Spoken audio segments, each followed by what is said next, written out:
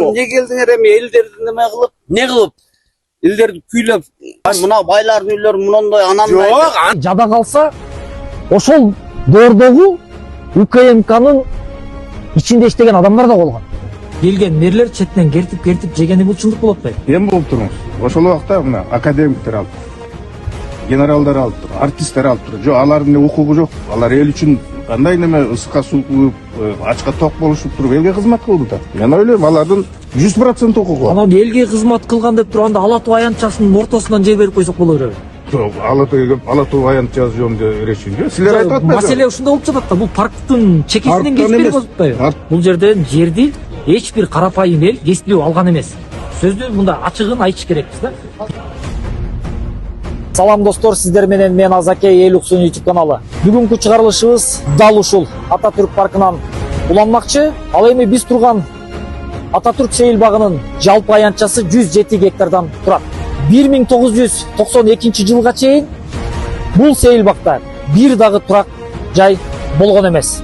Ататүрк паркы андан кийин чекесинен кертилип отуруп, жеке менчик колдорго сатылып кеткен. 1999 жылы Медетбек Керимкулов Бишкекке мэр болуп дайынданат. Медетбек Керимкуловдун доорунда парктын ичинен 88 жер тиркеси жеке менчик колдорго берилет.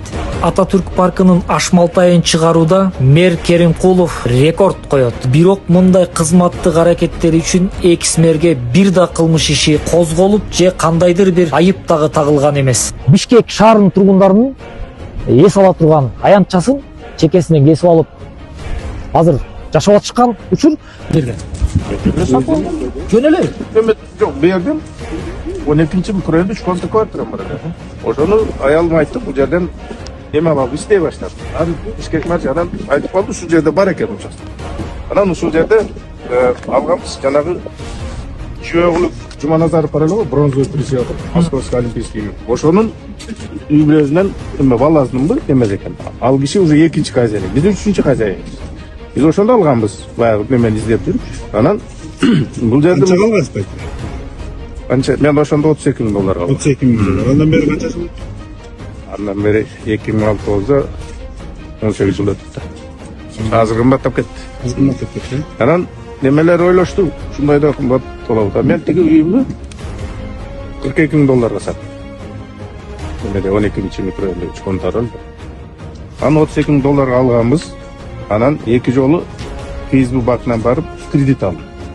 Алдык да үй билет. Аялым врач. Мен өзүм. Эки жолу неме кылсак, силердин немеңерде айтып калды, арестте турат деп.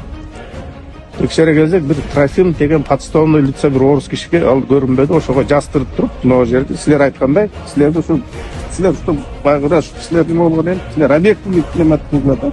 Өзүңөргө да жакшы болот, бизге да жакшы. Анан мен айтып кетерим, мен бул жерге жой свидетель катары 75-80 жыл политик топтап. Могу жерде военный кафедра бар, Кыргызстан базарында. Ошол военный кафедрада биздин неме военный учетный специальность связисти.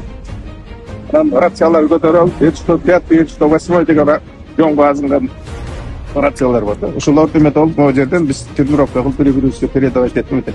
Бир жумада бир жолу военный кафедра боюнча окуу болот. Ошондо мынагы асфальт турат го, ушунун бери жагында бир жагы неме түгүл, дарак түгүл, неме да жок болчу. Биз күндөн кантип кайсы көлөккө кирип кетсек деп биз ошондон ысыкта кыйналар элек да. Анан азыр бардыгы кертип атат деп айтып атпайсыңар? Мен ошого макул эмесмин. Келген мэрлер четинен кертип жегени бул чындык болуп атпайбы? Эми болуп туруңуз. Ошол убакта мына академиктер алып, генералдар алып, артисттер алып туруп. Жок, алардын укугу жок. Алар эл үчүн кандай неме ысыкка суу куюп, ачка ток болушуп туруп элге кызмат кылды да. Мен ойлойм, алардын 100% укугу бар. Анан элге кызмат кылган деп турганда Ала Тоо аянтчасынын ортосунан жер берип койсок боло береби? Жок, Ала Тоо аянтчасы жөнүндө решение. Силер айтып атпайсызбы? Маселе ушунда болуп жатат да. Бул парктын чекесинен кесип берип атпайбы? Парктын чекесинде эч нерсе өспөгөн какырга мына көрүңөр, мына ушул парктын немеси деп атасыз. Буну өзүңүз колго тиккенсизби булардын баарын? Жок, туура. Бул эми сиз кийинчерээк келдим деп атасыздар. А башыч 92 жылга эч нерсе өскөн эмес. Какырган таш. Пустой жер. Пустой. Бирок Пустой жер болгону менен картада ошол парктын Картада территориясы болуп паркта каралган. жок. Территориясы кирген азыр мэрия ошол парктын документин бере албай атат. Кана ошол территория Границасы жок экен азыр. Парктын границасы жок. Көргөзө албай атышат азыр. көргөзө албай атышат. Бул жөн эле бул это популизм чын айтам. Эгер болсо го, пожалуйста, мына то, что жанагы биринчи немелерге берип туруп биздин знаменитый Чыңгыз Төрөкулович баш болуп алган.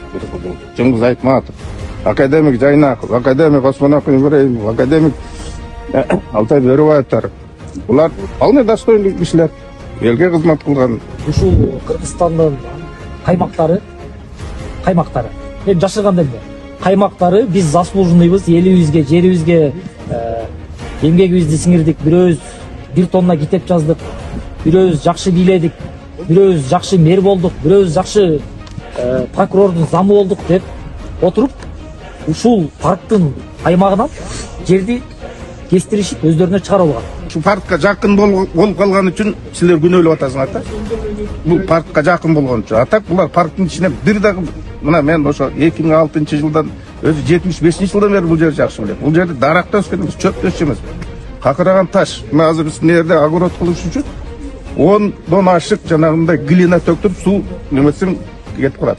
Еш нәрсе өспей, анан ошо глинаның үстүнө анан жанагы кара топурак төгүп туруп анан неме өстүрүп атабыз кичине. Жок, айтып деп атканымдын бирден бир себеби ушул 2 жылдан бери ушул маселени көтөрүп келатам. Анан эми азыркы мэр бул маселеге көңүлдүн бурганын бирден бир себеби по факту бул жерден жерди эч бир карапайым эл кесиптүү алган эмес. Сөздү мында ачыгын айтыш керекпиз да. Бир дагы тракторист же бир быйканчы, бир дагы карапайым эл болгон эмес да. Азыр эми баягы по факту балким жашап аткан адамдардын арасында карапайым адамдар болушу мүмкүн. Араздан эмес, азыр 90% бүт карапайым адамдар. Бизнесмендер, мигранттар. Ошо бизнесмендерге рахматымды айтат элем. Кыргыз элинин көтөрүп атканы үчүн, кыргыз элине салымын салып атышкан үчүн аттуу баштуу каймактарды жерди бекер кесип алганын, акчага сатып алышканын, айра сатканын, баягы экс-мэрлердин кылган мамлекетке кылган кызматтары ушу болгондо келе калышып, ушу кайсыл жерге бир крутой үйдү салсак болот деген сыяктуу кылып, эмне себептен тоонун кырынан бербейсиңер, каты жерден бербейсиңер. Именно мындай шаар чоңоюп атат, эртең бүрсүгүнү чоңоет, бирок парк элге кереги тие турган нерсе. Парктын ортосунан чекесинен кесип бере бергениңер бул туура эмес деп үнүндү 2 жылдан бери кагып келатам.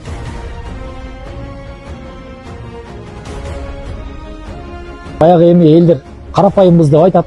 А бирок каймактар ошол экил өзүнүн каймактыгын пайдаланып, ушинтип мамлекетибизди, Бишкек шаарыбызды чекесинен кескилеп, сейил багыбызды кескилеп отуруп, калган шаар тургундарын 1 миллион адамдын паркына мындай кол салып, кирип алышып, силер асфальтте ойноп жүрө бергиле дегенин такыр колдобойт.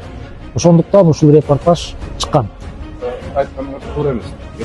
Биз силерге түшүндүрүп айтып атабыз. Мына жерде сиз кескилеп деп, может быть, немеден Душаминскийдин ары жактарына айтсаңыз болот. Может, действительно парктын ичине кескилеген. А бул жер деген бул парктын зонага кирбесе, анан каяк эмнесиз? Азыр биз анан биз болсо немени сурап атсак, берише албай атса, ошол вакытта границанын немеси план, генплан бере албай атса, эми азыр булар мен ушул азыр числом жазайынбы, санкцияда уголовно наказуемое деяние. Ошо болду. Налог ошол вакыттагы немелердин чиновниктердин колу керек. Аны дагы беребиз немеге, экспертизага беребиз. Туурабы? Азыр сен кескилеп атасың, реалдыйында карта барбы? Көргөзчү бизге. Кайерин кескиледи? Эми мен кече эле былтыр эле алгам. Сен реальный картаң болсо мында көргөзчү. Жок, сиз мына азыр өзүңүздү алданып калган адам катары эсептейсизби? Мен билбей алгам, неме? Ошо жок, мына так эле суроолорду бири-бириз менен мына дискуссия сүйлөшүп. Сиз өзүңүздү алданып калган адамдардын катарында кирем деп эсептейсизби? Жок. Мен реальный покупатель, мен реальный кызыл китеп. Ошо кызыл китеп менен алгансыз. Азыр эми биз көтөрүп аткан маселе боюнча, то есть билбей кирип алган адаммын деп атасыз, туура? Жок, сен мындай кескилеп деп атпайсың. Ошонун кайерин кескилеп картаң бар болсо көрсөң бизге. Жок, эми азыр мен кайерин кесилген. Хорошо, ал маселе боюнча да сүйлөшөлү. Көргөзө аласың. Хорошо, ал маселе боюнча да. Жөнүн айтып атасың да кескилеп. Жок, бирок бүт нерсени по факту чыгарып берген үчүн ушул маселе көтөрүлүп жатат да. По факту чыгарып бердик. Нормаль, картаңды көргөзсөң. Ошо карталарды көргөзүп по факту сүйлөп бербедик. Тартып алып туруп кескилеп, кемтип деп атасың. Биз андай неме болгон эмес, биз алып аткандачы. Баягы туугандар мындай ачыгын эле айтайын. Азыр бул байкем 2 жыл эле болуп тура алганына, бирок 1 жыл боло элек. 1 жыл боло элек адам кескилеп дегени боюнча сүйлөп жаткан сөздөрүм туура эмес деп сүйлөгөнү мен өзүм жеке Керимкуловдун адвокаты катары кабыл алып атам. Себеби ушул башаламандын башын баштаган экс-мэр Керимкуловдун убагында болгон. Керимкуловдун доорунда ушул Ататүрк паркын чекесинен кертип отуруп, көптөгөн адамдарга кыргыздын аймактарына ошол биринчи баштаган Керимкулов. Анан эми байке айтып атпайбы? Туура эми байке баягы жашап атат да, күлгөндөн жерин алдырып ийгиси келбей атат, ошондуктан сүйлөп атат. Анын доказательствоң барбы же андай мындай деп. Бирок мен бул байкелерге сүйлөп аткан жокмун. Бирок башы башталган адамды айтып атам. Ошол Керимкулов жооп бериш керек. Керимкулов, Түлеев, Даниэл Урицкий, кечиресиздер. Баягы эле Данияр Үсөнов. Ушулар жооп бериш керек да, ушул нерсенин баарына башаламандык салган ошол экил адамдар жооп бериш керек. Эң негизгиси 4 мэрдин доорунда ушул парк. Ушундай ызы-чуга келип, азыр ушуга окшогон байкелер ошолорго адвокат болуп калып аткан учуру. Себеби Азамат, мына бул кишиге мен да кошулам. Мен мисалы Керимкуловду да тааныбайм, Урицкийди да тааныбайм, Түлеевди да тааныш эмес. Бирок мен аларга адвокат болгум. Бирок мен мына 3-чү эме болуп калгам, мен алдандым деп эсептебейм. Себеби бул убакта силер айтып атасыздар, эмичи трактористке же койчуга бербейт. Трактористке бул жер 100 жыл керек, терен ала айдоо керек. Койчуга тоо керек, малын кайтара турган. Тура берге ошол шаарда жашаган ошол академик, ошол жана укук коргоо органдарынын жана судебный системанын прокуратуранын адамдары ушуга окшогон ошолор алдык. Мурда эч ким алмак эмес. Трактористке келип бериңиз, албайт бул. Макулсузбу? жок, макул эмес. Койчу да албайт. Бардык эле адам эми красиво жашагысы келет да байке. Красиво жашаган ошол жерде жанагы может быть же иши жок, же немеси жок демелер деметиши мүмкүн. Биздин шаар демелер улар жакшы көрөт. Азыр карасаңыз, могу башка шаар Байкемдин берген суроосу бербеди мага. Трактористке же койчуга кереги жок деп. Туугандар комментарийга жазыңыздар.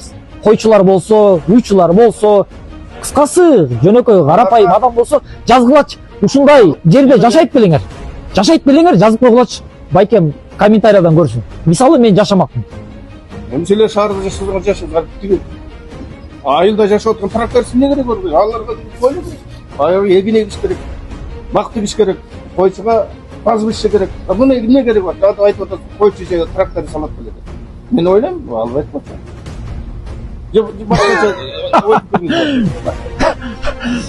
Сиздер менен мен Азаке, Эл Уксун YouTube каналы. Не келдиңер эми элдерди неме кылып? Не кылып? Элдерди күйлөп, силер башкача жеткизип атасыңар да, тура мына байлардын үйлөрү мындай анандай. Жок, аны башка. Сиз түшүнбөй атасыз. Байлардын үйү эмес. Аны башка жанагы пиар кылган. Үйдү алганма 1 жыл боло элек. Кредиттер менен дос тугандар Пиар кылгандар кылып атат. Аны пиар кылып жана журналисттер бар. Айрым. Жок. Сиз адашып атасыз. Сен пиар кылып атасың. Сиз Пиар адашып кылган атасыз дейм. Алги эл жокто келип алып тартып атасыңар. Тура. Мен суроо бересизге. Канча жыл болду сиз биякта жашаганыңызга? Мен 1 жыл боло элек мага. Азыр ошондо сиз мурдагы бул жерде мыйзамсыз сатып койгон кылмышкерлерди жактап атасызбы же үйүңүз үчүн күйүп атасызбы? Мен үйүм үчүн күйүп атам. Үйүңүз үчүн күйүп атсаңыз бирок үйүңүздү мыйзамдуу чегинде мамлекеттен өндүрүп алганга жолдору бар да. Жолдору бар болсо эчтеке дебей эле алабыз үйдү деп атышат. Тура. Ошондой уведомление келген бизге. 1 айдын ичинде бошоткула үйдү деген келген. Анан ошого күйөсүңбү? Бизден дагы канча мен кредиттеримен элдин карызын бере элекмин али. Кредитке ушул жерден үй алып алгансыз. Эми өзүм дагы кичине коштум, башка сата турган нерселеримди сатып. Сыр болбосо байке. Эмнеге кызматта иштейсиз? Менби? Эч жерде иштебейм. Эч жерде иштебеген адам ушу Ататүрк паркында бир сотук участок 50 000 доллардан өйдө турган адамдар карапайым 25 жыл Россияда жүрүп, мына 1-2 жыл болду келгениме. Россияда жүргөм. Мындай кичинекей бир 25 жашыман баштап Россияда жүргөм. Анан баягы келип эң простой жерден үй алдыңыз. Иштедим. Анан башка жерлерде үйлөрүм бар элер, аларды саттым, болгон нерсени машиналарымды саттым. Бул туугандар буяктагы көрүп аткан элдер эч жерде иштебей эле.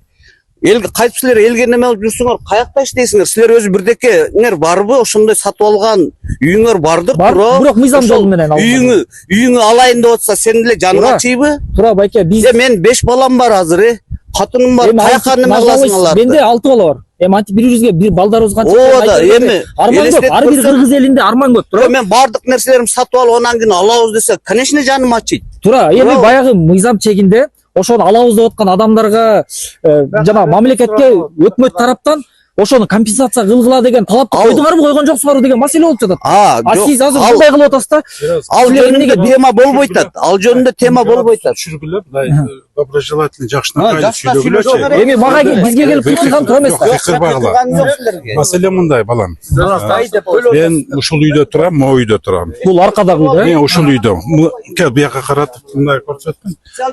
Мен ушул үйдө турам.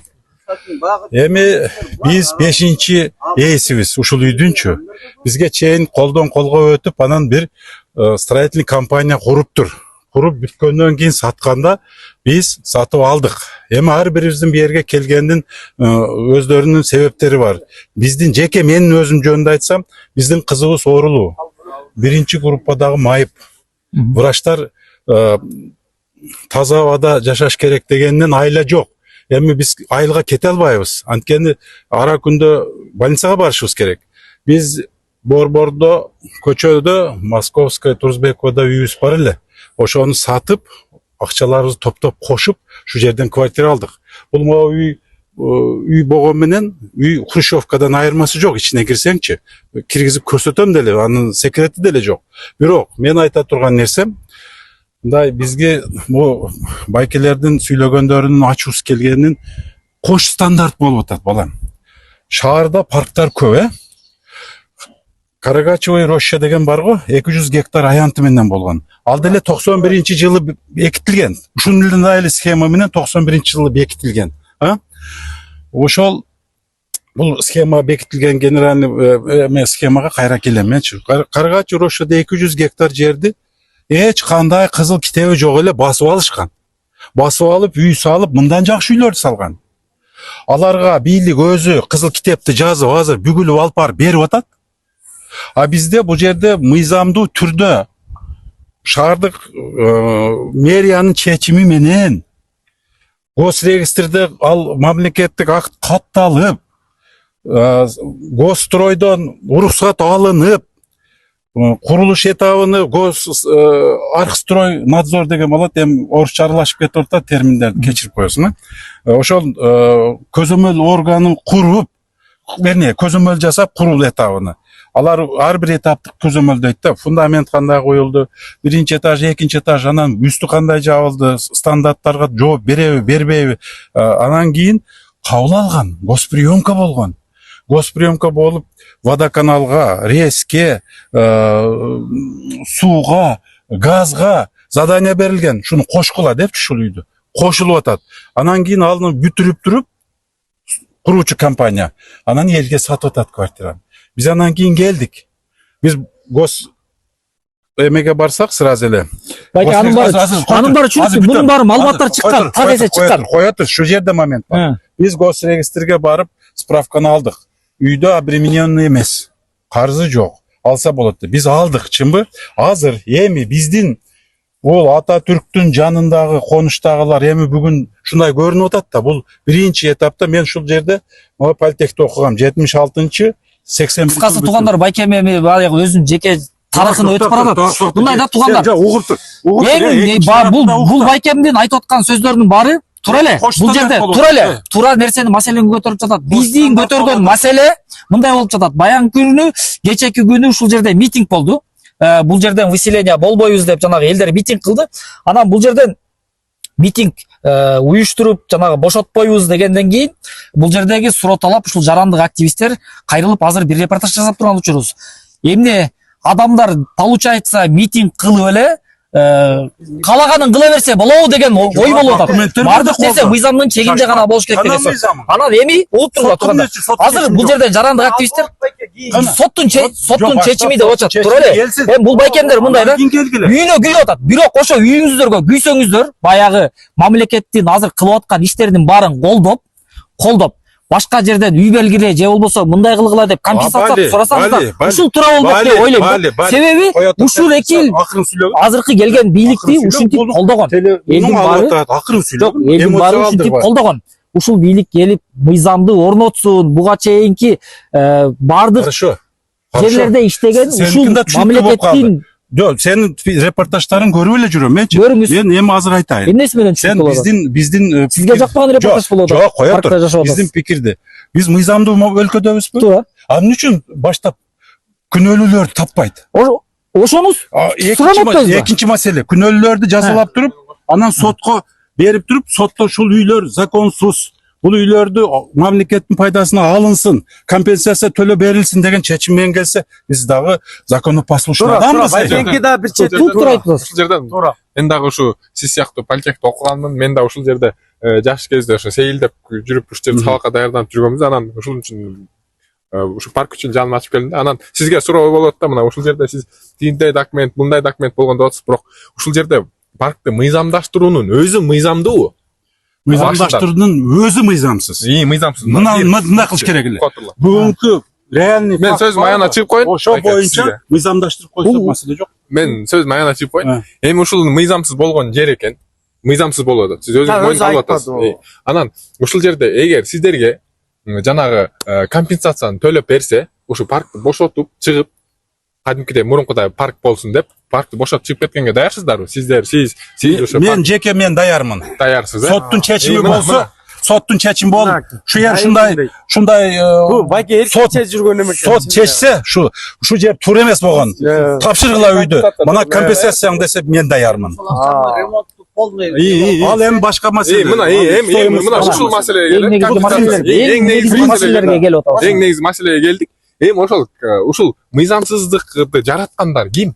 Ошол мэрлер болот атабы? Ошол мэрлер, Котурлар. Ушу мыйзамсыз ишти баштагандар ошолор болот атабы? Жана Түлеев бир эле чыгарганда 18 кишиге чыгарып атат. Керимкулов эң көп саткан киши ошол болуп атат.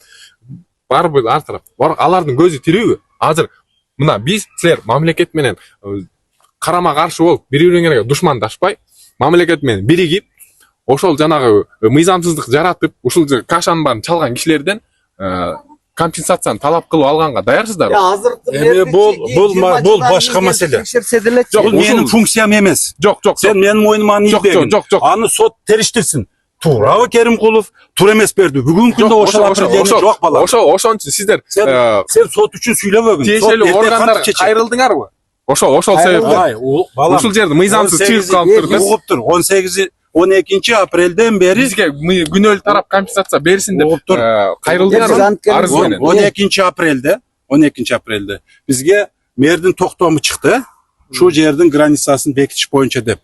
Мен алдагы спорный маселе. Чыгарды. Буга чейинки токтомдорду баардыгын аннулировать этти. Бул соттун функциясын өзүнө алып алды. Муну сот кылыш керек. Анан мен эч кимди жактабайм, өзүм да жактабайм. Сот чечимди чыгарсын. Ошо сен айтып аткан Керимкулов, ошо Түлеевтерди айтсын, шулар күнөөлүү болгон депчи.